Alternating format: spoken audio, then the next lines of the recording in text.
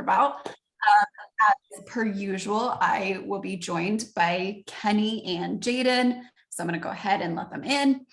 And before we get started, I would love to hear your thoughts around waiting, because something that I personally teach as a coach is that you can actually have overnight success. You can actually have results in the instant, like in the blink of an eye.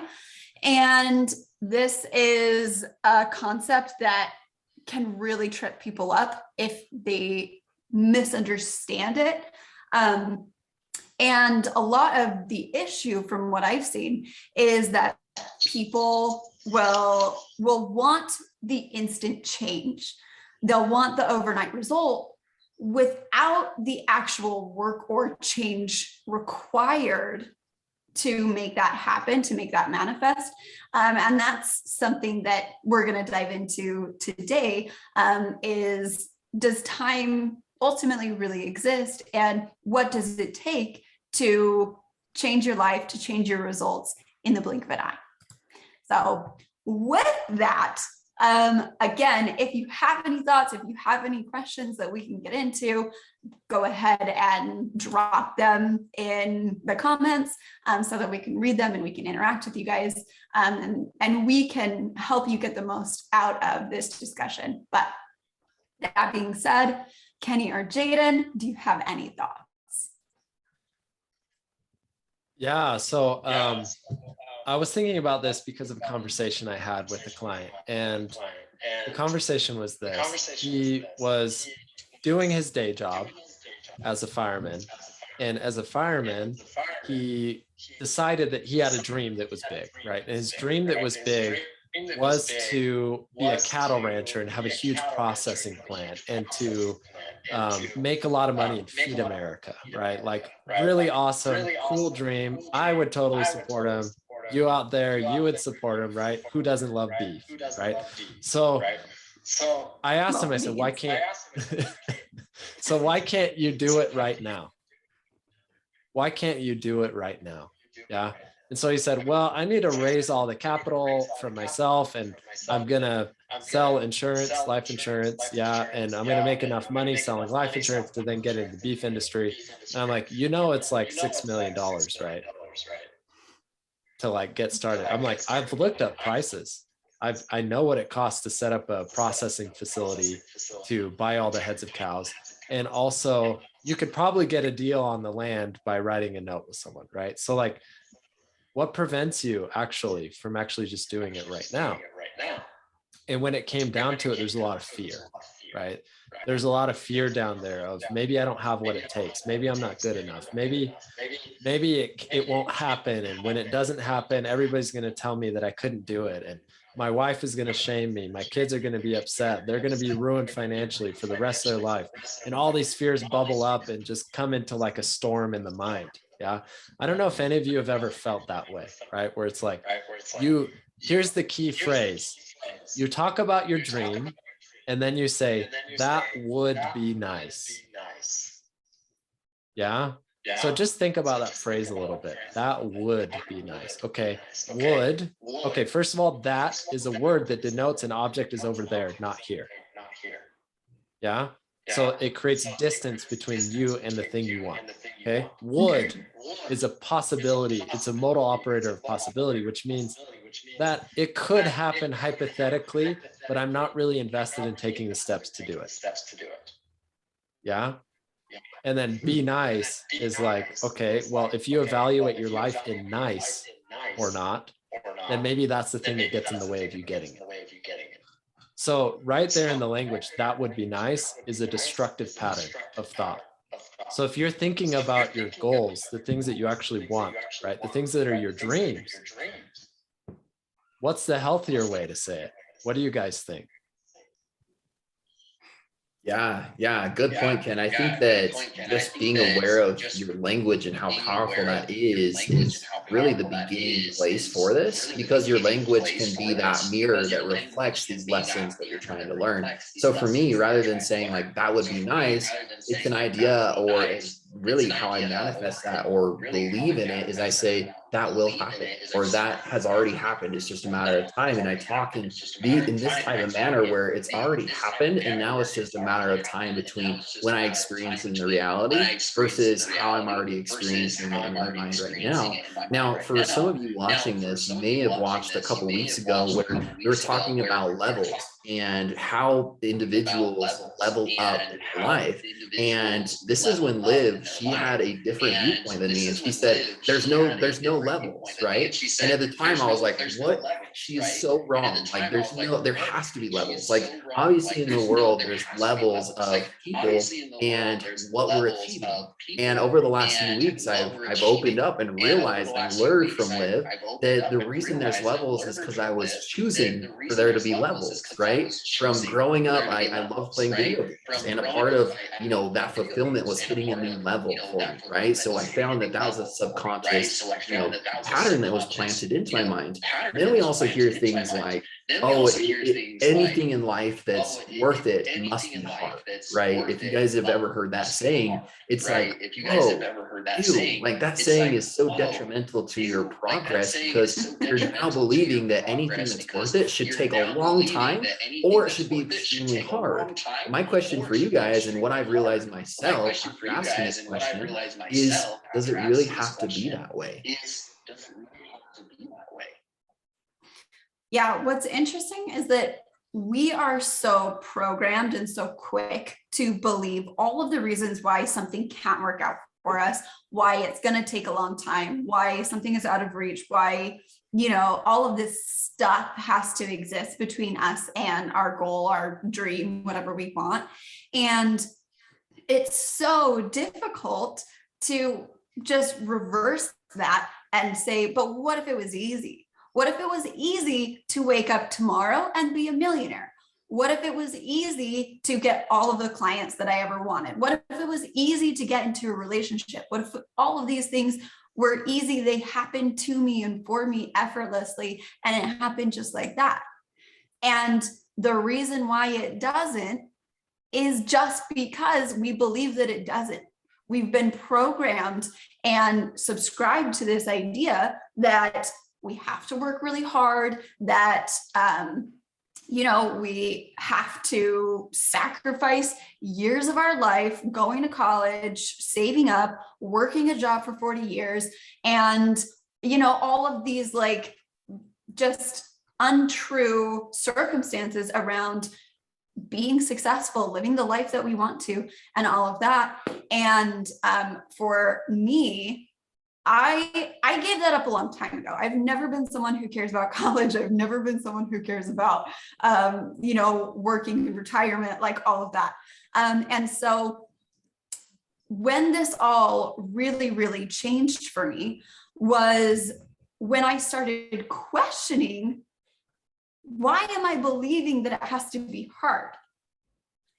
And just starting to get curious around that and asking myself, well, what would it look like if it was really easy? Because I had seen these instances in my life, in my clients' lives, where like totally out of the blue, they will get a check from nowhere they weren't expecting. Someone will gift them a big inheritance or whatever. Like these kinds of unique circumstances happen all the time, and they can change your life, but people don't operate in the possibility of what if everything was easy and worked out better than I could ever imagine. And instead we're always defaulting to, what if everything doesn't work? What if I screw everything up? What if I lose everything? And always operating in this negative what if. And that is where I think people just actually ruin their own results, is just because they can't shift that mentality from thinking, what if this doesn't work out, to what if it works out better than I ever imagined? Yeah, I love that you brought up the what ifs, because those can be so detrimental. And here's a mind truth that maybe for some people listening to this, I don't know, it might just shatter your reality. So the truth is this: you become what you reject in a moment of stress. you become what you reject in a moment of stress. And so a lot of what happens, right, is people be like, well, I don't want life to be hard. I don't want to be poor. I don't want to be broke. I don't want to make my relationships complicated. I don't want to be a jerk. I don't want to be yelling at people. I don't want to be all these things, right? And it's like, as soon as a moment of stress comes, all of a sudden they become all those things. Why? Because they're playing out these what ifs in their mind, right? That's like, what if I'm a failure? What if I go after my dreams and I fail? What if I don't know what to say when I'm in front of people? What if I don't do business well? What if I lose everything? Well, in a moment of stress, you'll become what you reject.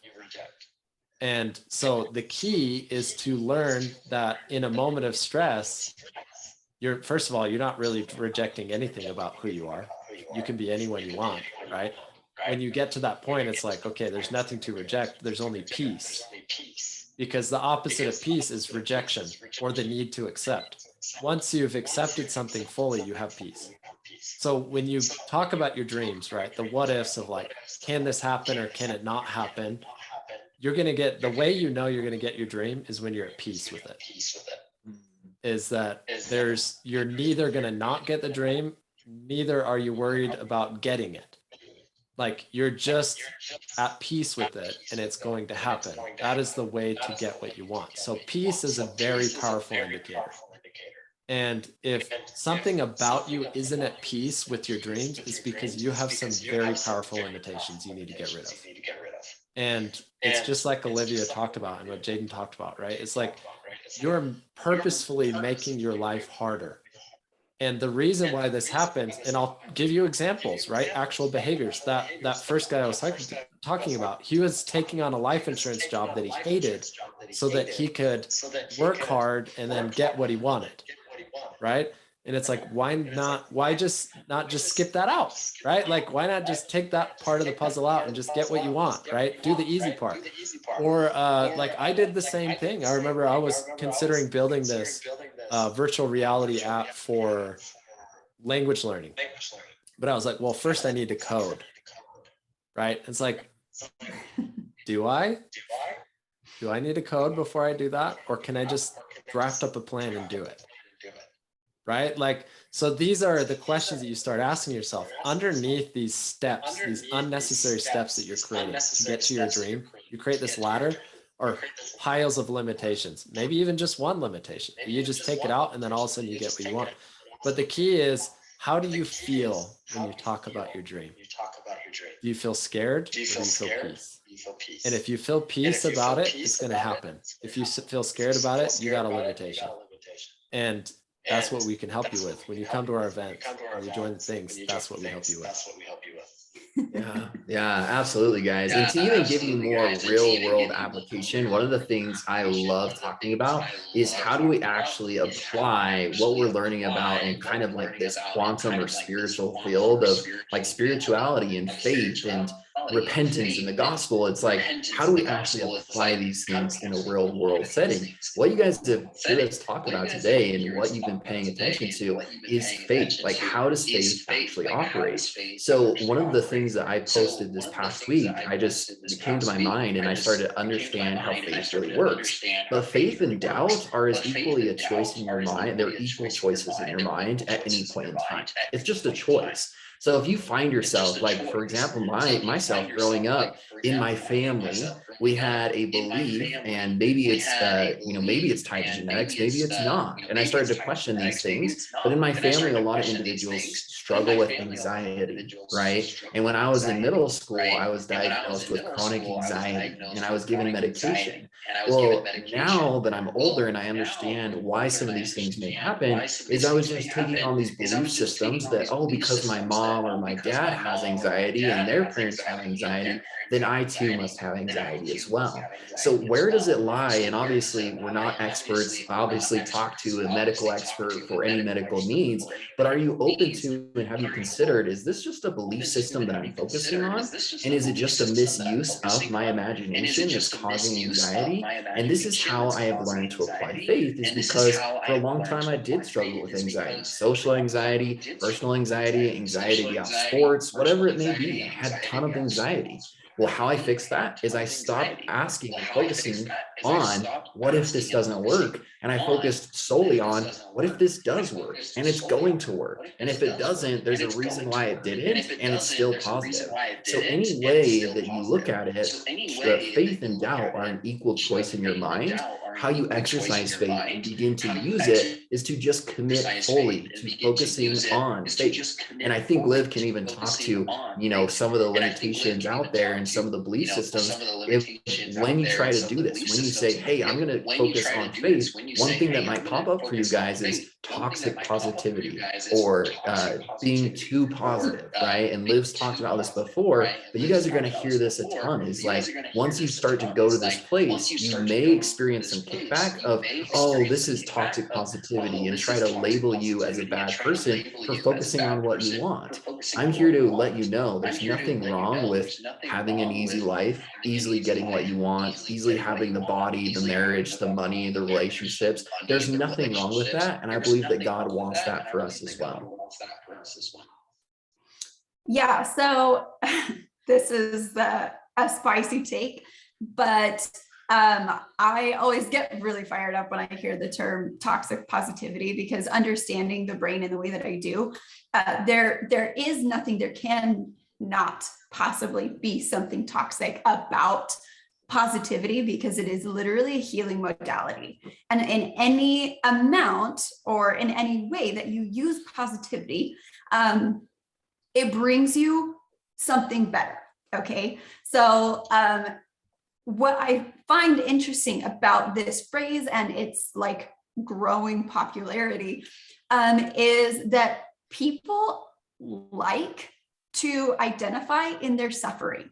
People are attached to their suffering because when you have an identity in your suffering, when you can perpetuate your own victimhood, then that's a really easy space for you to blame everything externally. And you can say, well, I'm still single because it's not God's timing that I find a person.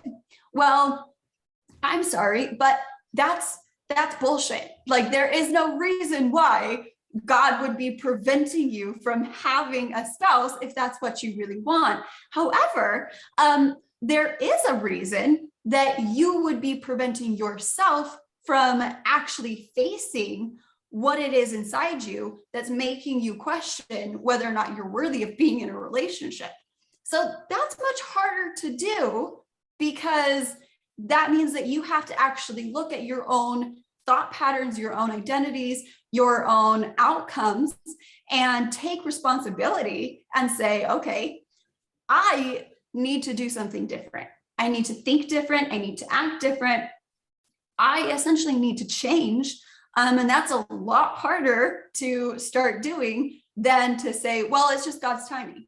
So I don't have to do anything. I don't have to be different. I don't have to whatever, because it's external. I can lay blame. And so, like, it doesn't matter, whatever. And that kind of lackadaisical attitude is in fact why people struggle with the concept of overnight success. Because in order to facilitate an overnight success, you have to actually change the way that your mind thinks. You have to actually be in a place where you can exercise perfect faith. And if you are not in that space mentally, emotionally, or, in whatever way, then you are blocking that result. You are blocking the change, and you're doing so through your disbelief, right? Wow, that was really powerful. Really, really powerful. I think like this Sorry, talk on toxic positivity is like super powerful. I think of these things that go in society, and if I'm going to present to you the way that my mind works, because I'm kind of out there sometimes, but I feel like maybe out there according to him, right? So like, this is how I do. I get an idea, right? It's like, is it okay to brag about yourself online? First of all, the word brag, right? Is it bragging, or is it just you're living your life and you're taking photos? You know what I mean? So is it okay to do that? And I think about this term like toxic positivity. And I go, if God and Satan are at play in our lives, I wonder which one created the term. Oh my gosh. Yes, yes. Right? Here's another term. Faith crisis. I wonder who created that term. Mhm. Because how can you have faith and be in a crisis?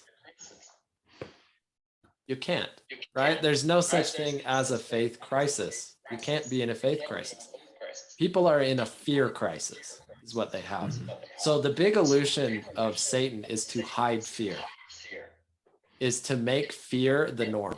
Yeah. So like when people are going after their dreams and they're posting things like, hey, this exciting stuff is happening. I'm taking a big risk, but I'm so excited. It's working out. And then it does work out. And they're like, whoa, I just made like $20 million, right? What if you went online and you're like, I made $20 million. I'm so excited. I'm getting everything. People be like bitter, probably. So where does that come from? Do you think God would be like, oh, you made $20 million. I hate you. Like, no. Like, where does that come from? You got to think about these things and where they actually come from, these ideas. How about this? Life needs to be hard. Who came up with that idea?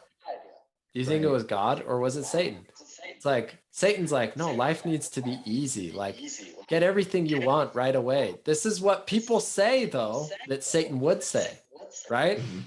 And the trick is that Satan wants you to believe that that's what he's saying. So that then you believe that God wants you to do hard things and have a hard life and struggle and suffer throughout your whole life. Because when it comes down to it, who loves suffering?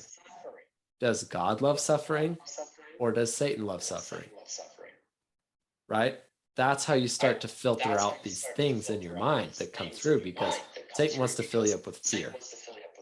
Give you these lies so that you're full of fear, so you don't act, so you don't do anything, so you don't move forward, right? So you don't take leaps of faith, so it doesn't happen overnight. But when you actually say, okay, God loves me, and since he loves me, he will give gifts to me like Christ said he would.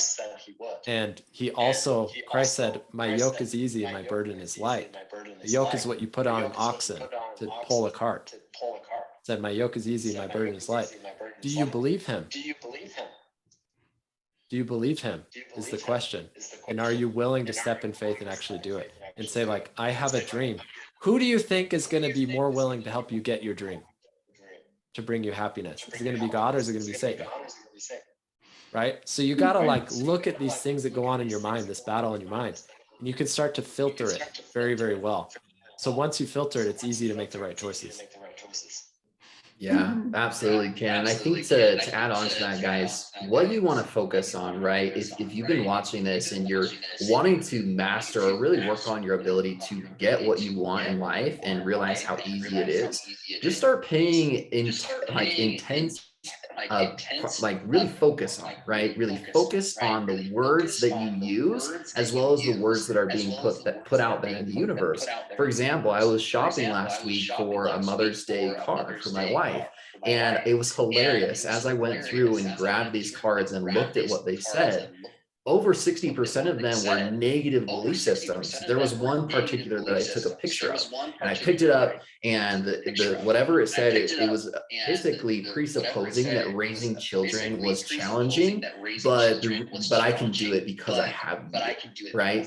And I immediately took a picture of that just to share it with some of my friends that understand this. And I'm like, this is terrible, right? And I laughed and I put it back, and I'm like, it's sad that some people think that way. So what you don't realize is if you believe or you, that's a good way to make a and that's sorry, really that's a good way to make a mother feel special. right, exactly. And then there was another card too. My wife went and picked out a card as well, and it was to the idea of that mothers sacrifice so much, right? And that like being a mother is a sacrifice. What? Ew, like those are terrible, terrible belief systems. And if you guys are buying into that, that's going to show up for you, right? So start to pay attention to the words and the communication patterns that are out there in the world. And I promise you, you'll get better at watching your own words. And we even hear this, I believe it's in Mosiah, right, Ken, where he invites us to watch our words and to watch our thoughts. This is where it all begins. And this is where it all can start for you if you're wanting to get more of what you want on a daily, weekly, and throughout the rest of your life. Mhm. Well, and that is such an interesting construct, because it kind of goes along with that meme, if you guys have seen it floating around, where it's like the, this is hard and this is hard. Choose your hard. This is hard and this is hard. Choose your hard. And it's supposed to be this like inspirational, uplifting, like either the life where you have nothing that you want is hard, or the life where you have everything you want is hard. So pick whichever hard, you want. And I'm like, who came up with this? This is nonsense. Like what's so interesting about the construct of instant gratification, is that a lot of people think that that's bad or that's wrong, and that there's no faith required if you have instant gratification. However, the true principle of actually creating instant gratification for yourself is to be perfectly aligned with the principle of faith. Because and okay, I'm going to say this again, and I'm sorry if I said it last week, but obviously it needs to be repeated. But like with the parable of the man who had his eyesight healed, right? It wasn't hard for him to believe that his eyesight gets to be healed. Christ just said, do you want your eyes healed? I'll do it for you. And he's like, cool, yeah, great. And it didn't have to be this like long journey process, blah, blah, blah, because the guy was ready for it. He decided that he wanted it. And so he made it happen, right? Through the power of Christ, you get to have instant results. And your willingness to believe the ease of that concept is what's going to determine how hard it is for you to instantly gratify those desires for yourself. Does that make sense? Oh, you Mic drop. nailed I love it. it. I think this is why Christ is called the Prince of Peace, right? Because when you truly align with him, he's going to give you peace in your whole life for everything that you want, your dreams, your desires, your family, however you want it, right? And that peace is going to come there. And it's something you learn to do, you learn to trust. You learn to trust Christ. You learn to trust and lean on him for what you want. And you get everything that you want because you learn to have peace in your life. That's why he's the Prince of Peace. And so very beautifully said. I think it's perfectly said how you did it. And I hope that, people that are listening here, you start to realize that you can get what you want right now, even if it's the perception, right? Because if someone tells me, they tell me they have $10 million, right? And I say, good, show me. And they'll be like, well, I don't have it on me. Like, but you said you had $10 million. So where is it? And they said, well, it's in the bank. Okay, go show me where it is in the bank. Well, if you know anything about banks, that $10 million is not going to be there. They have it loaned out to everyone, right? So I go, so I thought you had $10 million, right? So like, what is this actually that leads someone to believe they have that money when it's not there? First of all, well, it's the belief they have access to it. Yeah. So when you start to believe you have access to what you want, then you start getting what you want. Because that's the difference between someone who says I'm a multimillionaire and you, is the belief that they have access. And so once you learn to lean into that belief, like I can access whatever I want, and you believe it congruently, then you will. And things will move forward for you. Yeah, absolutely. And I think that if you guys are paying attention, you're a part of these lives, you're even in our Facebook group, and you're asking yourself, how can I learn more of how to actually apply these principles to see overnight success? Because we know and we've seen it, right? We've seen our own clients, we've seen ourselves make massive shifts in our paradigm, in our results, and the actual, day-to-day activities and the abundance that's coming our way. If you find yourself asking yourself and really wanting to learn how to do this, then we're going to invite you to click the link in my bio or in Liv's bio so that you can become a part of the Creo Wealth Institute. It's made specifically for individuals that are Christians and specifically specifically Latter-day Saints or anyone else that wants to learn how does spirituality work together with manifesting and creating the results that I want in life. So if you guys are interested in learning more about what we do and how we could potentially help you, go ahead and click the link in my bio or Liv's, and you can be able to join that Facebook group where we're going live on these calls every week, as well as providing you guys with resources, worksheets, and trainings to help you start to apply what you're learning and in turn actually get what you want and collect the abundance that you actually deserve. Mhm. Yeah, and something else that is very fun, that I'm very excited to share on here, is that if you are in the Creo Wealth Institute free Facebook page, today I'm going to be dropping an application link in there exclusively. And those who fill it out will actually have the opportunity, if you're a good fit based on your answers, to coach with me for free for a 2-week group coaching cohort. And this is something that I've actually never offered before. This is literally worth thousands of dollars. And I want to give it as an extension of these kind of lives that we're doing, and these principles, so you can see it work firsthand in your life. So if you want access to that link, you got to go over and join the Facebook page. And I am so excited to just connect with you in a deeper way, obviously more so than just on a live, and help you see these principles actually take root in your life.